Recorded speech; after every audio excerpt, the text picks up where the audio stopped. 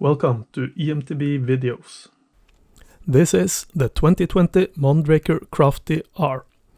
I only got to ride it a couple of times, so this is just my first impressions. A lot has changed from the older model. Let's start off with the geometry. Mondraker was among the first to start the longer, lower, slacker trend. They call it forward geometry. The Mondraker frames are longer than most. The test bike is a size medium with a reach of 470mm. That is a lot. It's longer than some size large bikes. Stack, that is frame height, is pretty average, 622mm. But the bike doesn't feel that big. It's because they fitted a 30mm long stem. That's 15 to 20mm shorter than many others. The end result is that this is a medium bike that fits me like most other medium bikes. But the wheelbase is some 40mm longer than comparable bikes. The rest of the geometry is pretty much what we're expecting from an aggressive full suspension EMTB. Head angle is 65.5 degrees, seat tube is 76 degrees, bottom bracket height is 345mm, not overly low. The chainstays are 455mm. While this is 20mm down from the previous Crafty, it's still not very short. I believe the chainstays are as short as they can be using the dual link suspension that Mondraker is so fond of. Weight of the bike is about 25.2 kilos, pedals included. The kit on the Crafty R is a bit unusual. They've picked the Fox DPX2 Performance shock and the SRAM SX 12-speed drivetrain. It's unusual to see high-end-ish suspension paired with cheaper gears. I mean, the SRAM SX is the cheapest 12-speed drivetrain on the market, and I like it. If I were buying, I'd want a decent drivetrain and great suspension. The SX works fine and it lacked nothing, but I don't have extensive experience with it. Shifting performance is perhaps slightly less sharp than the SRAM NX, yet shifting under load was fine.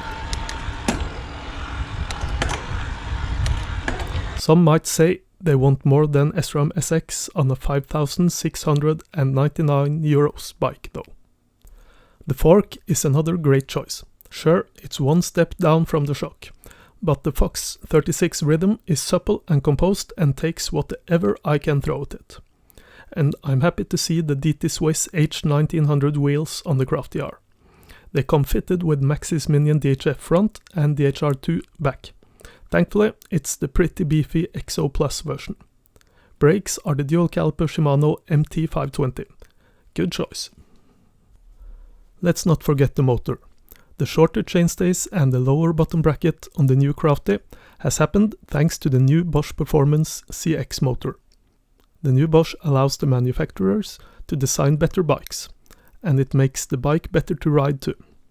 I've done a separate review of the motor. There's a link to it at the end of this video. Battery is the new 625 Wh one.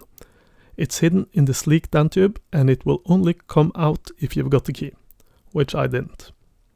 Many other manufacturers go with the cheapest Purion display on their EMTBs. But here you get the new-ish Kiox display with Bluetooth support. I've only got a couple of rides on this bike. Speed was so high on the descents I missed my line once or twice. But still I set a few personal records. Sure, size medium is on the small size for someone at 181 cm or 5'11". Yet the long wheelbase and the 29er wheels was so confidence inspiring and I was straight lining some chunky sections. And that feels so right on this bike. It's a composed bike that smooths out the chatter too.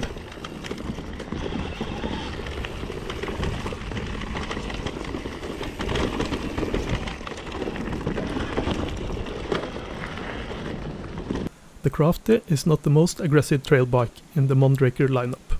With a 160mm travel front and 150 back, it's meant to handle all sorts of trail riding.